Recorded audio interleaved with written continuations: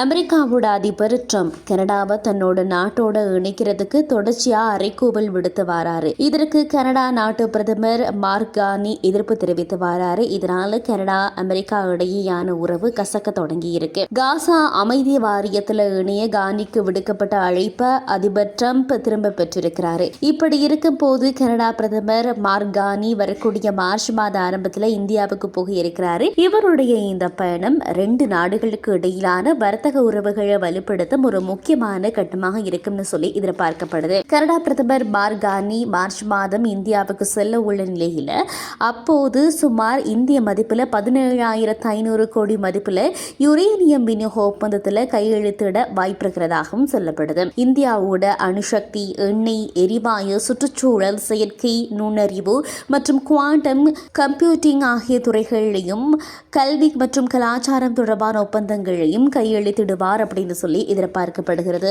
ஒருவேளை இந்த விஷயங்கள் எல்லாமே கையெழுத்தாகியது அப்படின்னு சொன்னா ட்ரம்ப் அதுக்கு எதிராக என்ன வச்சிருக்கிறாரோ தெரியல. ஆனா மார்ச் மாத ஆரம்பத்தில் கனடிய பிரதமர் இங்க அதாவது இந்தியாவுக்கு போக போறார் அப்படின்ற ஒரு செய்தி இப்போ வெளியாகி இருக்கிறது.